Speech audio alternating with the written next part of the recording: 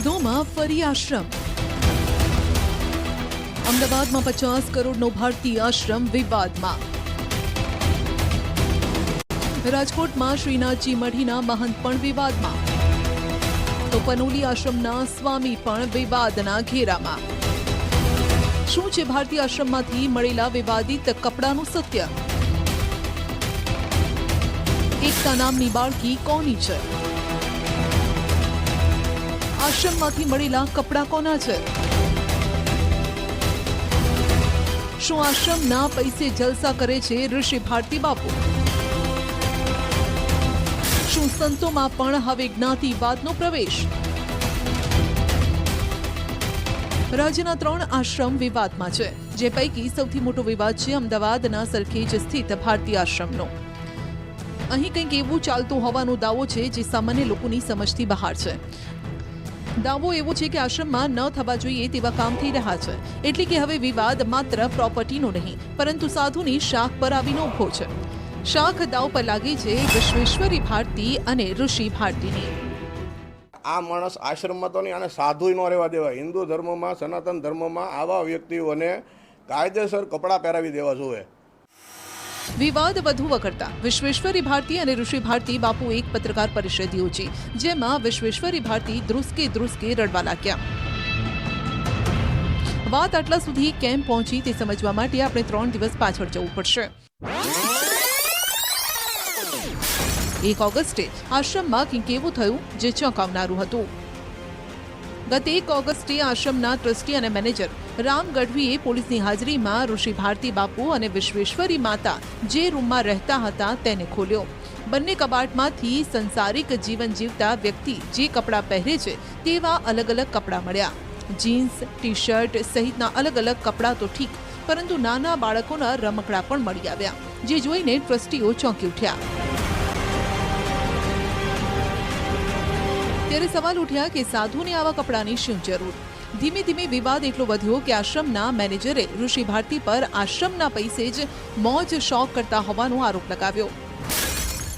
એમને મલેશિયાની ટીપ મારેલી છે, એમને ઘણી બધી ટીપ મારેલી છે, એને નહીં તો 10-12 ટ્રીપ ઉપર મારેલી છે. અને તો એ પણ બતાવે છે હું મારા સેવકો બધી જગ્યાએ છે. તમારા સેવકો હોય તો તમે અમેરિકા જાઓ ને, મલેશિયા શું કામ જાઓ છો? તમારા જે સેવકો છે તો તમારે અમેરિકા જવું જોઈએ. મલેશિયા શું હોય મને તમને બધાને ખબર જ છે, એમાં મારે તમને કહેવાની જરૂર નથી. ભારતીય આશ્રમનો વિવાદ એટલો વધી ગયો કે ઋષિ ભારતી બાપુના ગુરુ હરિહરાનંદ ભારતી બાપુ અમદાવાદ પહોંચ્યા. આશ્રમનો કબજો મેળવી લીધો. મોડી રાત્રે જ જગતગુરુ 1008 મહામંડલેશ્વર હરિહરાનંદ બાપુએ પોતાના 100 જેટલા સમર્થકો બાઉન્સર સાથે જૂનાગઢથી આવી સરખેજના આશ્રમ પર કબજો કર્યો. આ સમયે પોલીસ પણ હાજર હતી અને કોર્ટનો ઓર્ડર પણ તેમણે સાથે રાખ્યો. પ્રવેશ બાદ હરિહરાનંદ બાપુ આશ્રમની મુખ્ય ગાદી પર બિરાજમાન થયા. 1.5 વર્ષથી આશ્રમનો વહીવટ કરતા મહંત ઋષિ ભારતી બાપુ સાંજથી જ આશ્રમની બહાર હતા. જોકે ઋષિ ભારતીના સંચાલનથી આશ્રમના ટ્રસ્ટી ગણે અસંતોષ હોવાનું જણાવ્યું છે, જેથી હવેથી આશ્રમનું સંચાલન પોતાના હસ્તક હરિહરાનંદ ભારતી લઈ રહ્યા છે તેમ કહ્યું છે. આ અંગે ઋષિ ભારતી બાપુએ સંત હરિહરાનંદના આવા પ્રકારના કૃત્યને વખોડ્યું. કહ્યું કે કોર્ટનો જે ચુકાદો આવશે તેને આવકારીશ. સાથે ઋષિ ભારતી બાપુએ ચોંકાવનારા આક્ષેપ કર્યા કે કેવડિયાના આશ્રમમાં સંતોને રાખી સૃષ્ટિ વિરુદ્ધના કામો થઈ રહ્યા છે. હું પણ એક ટ્રસ્ટી તરીકે અને મને મેનેજિંગ ટ્રસ્ટી બધાય ટ્રસ્ટીઓ મળી અને બનાવ્યો. તો મિલકતનો વિવાદ બિલકુલ નથી.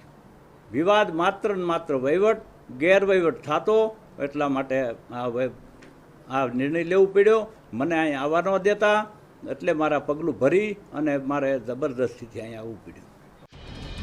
હરિહરાનંદ ભારતી બાપુએ આશ્રમનો કબજો મેળવ્યા બાદ ઋષિ ભારતી બાપુ અને વિશ્વેશ્વરી ભારતીએ લંબે નારાયણ આશ્રમમાં પત્રકાર પરિષદ યોજી.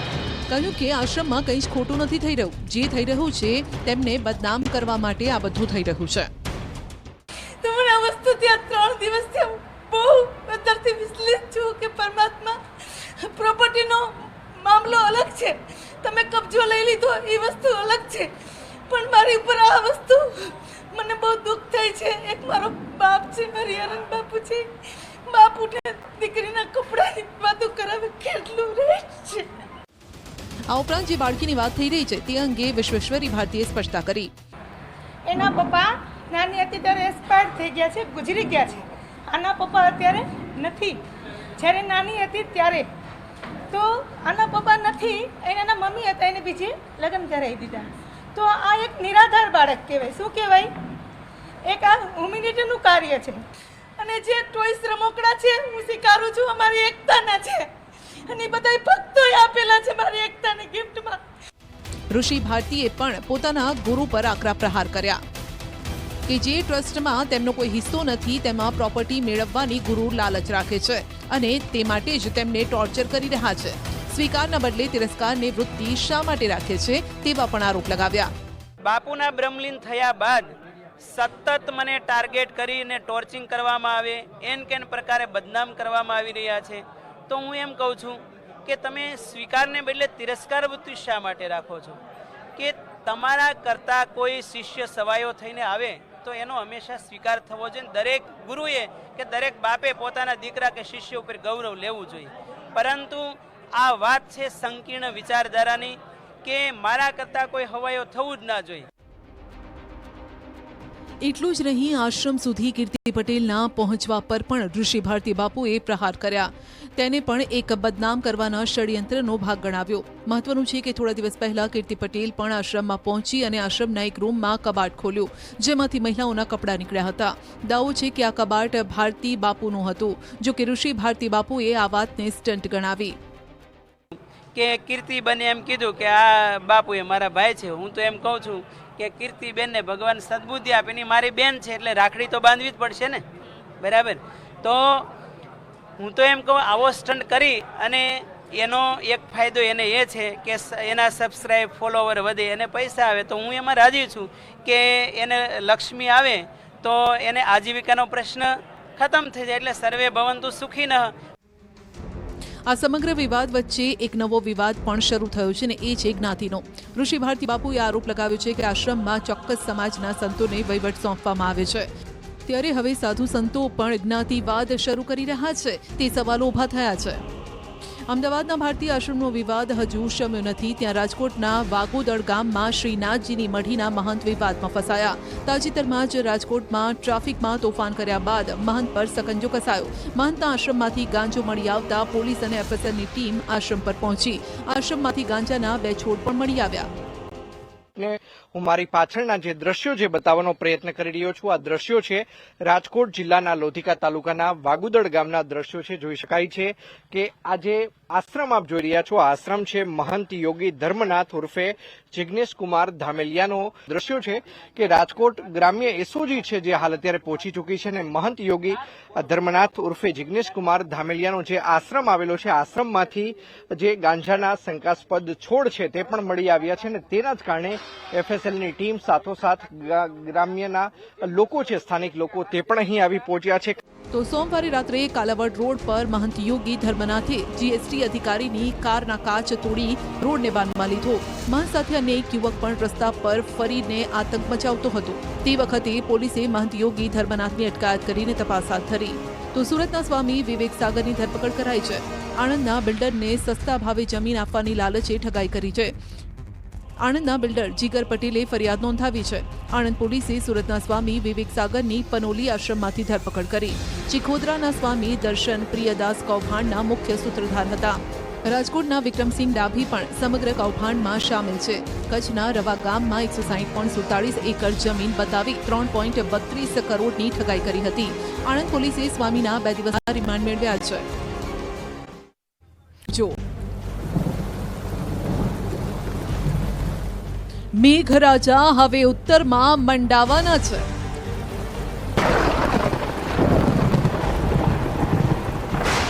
પાંચ થી 7 સપ્ટેમ્બરમાં પડશે ભારે વરસાદ.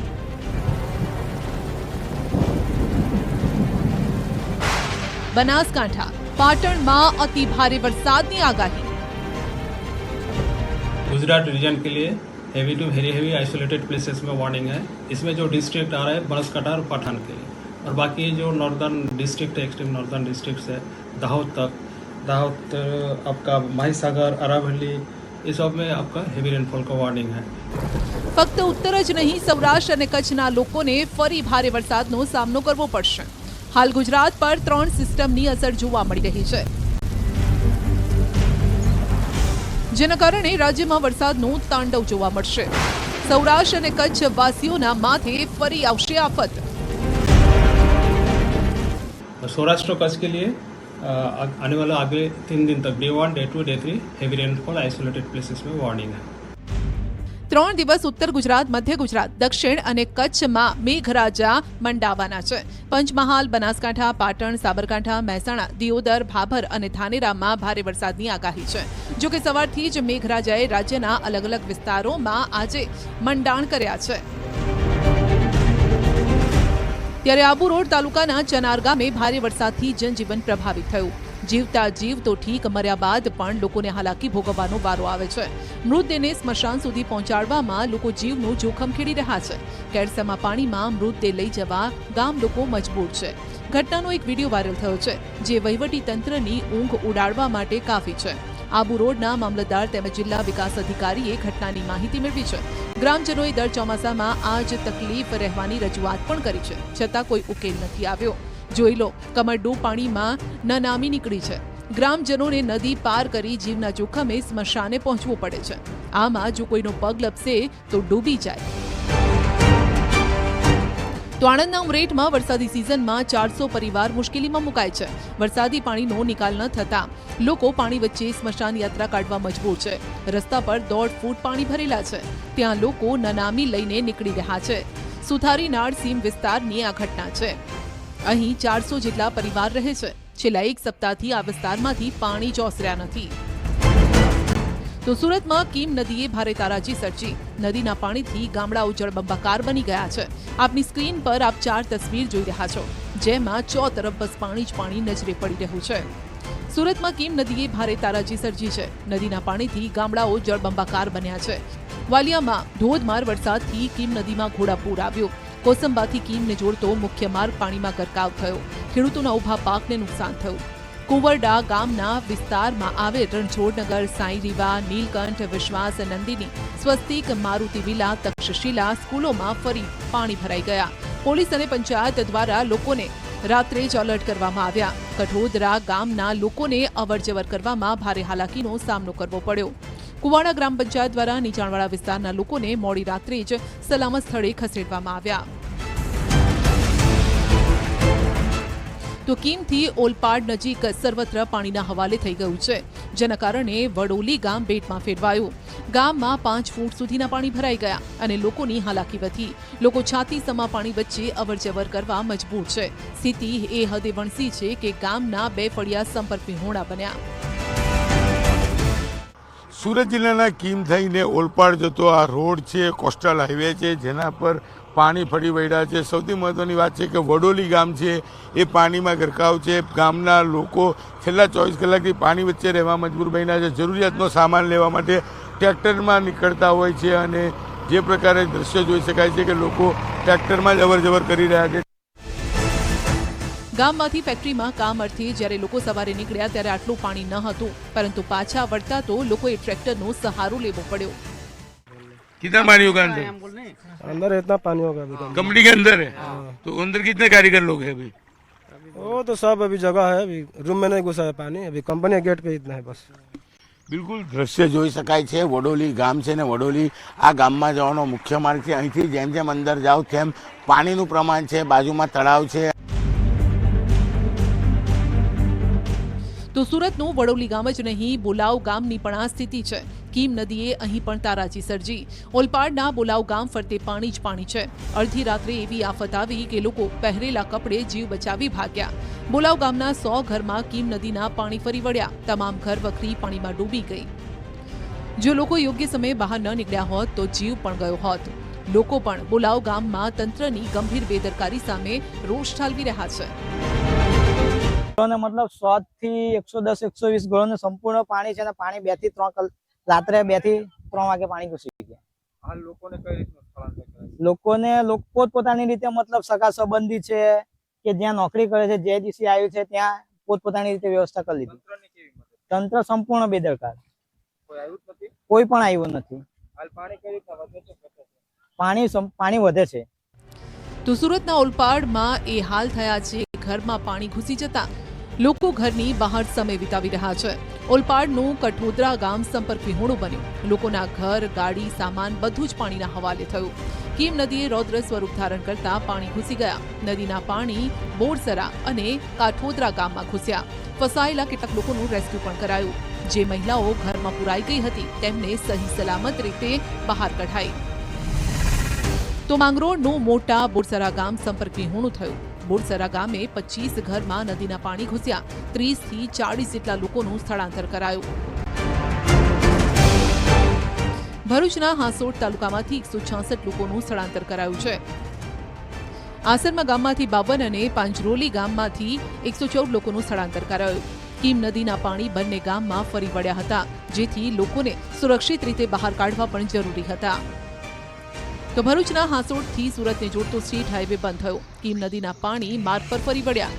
સાહોલ અને વડોલી વાંક વચ્ચેનો રસ્તો પાણીની અંદર ગરકાવ છે. પોલીસ બંદોબસ્ત ગોઠવી માર્ગ અવરજવર માટે બંધ કરવો પડ્યો.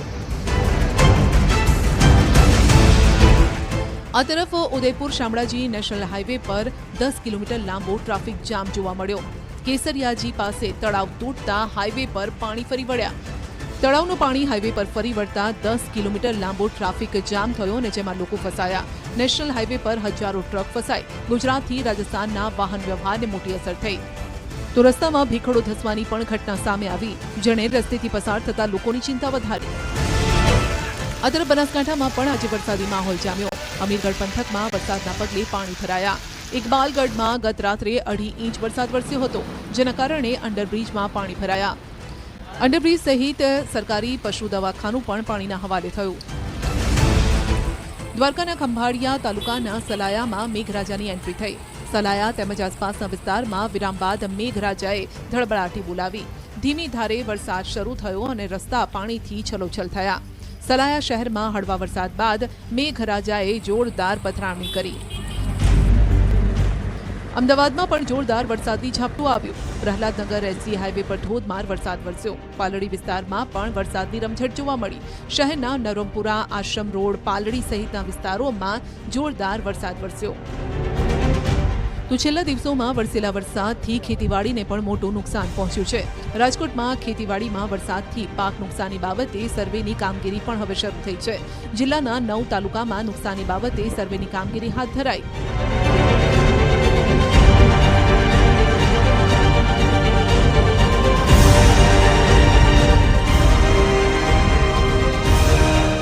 પડધરી તાલુકાના તરઘડી ગામે પણ પાક નુકસાનીનો સર્વે કરવા માટે અધિકારીઓ પહોંચ્યા.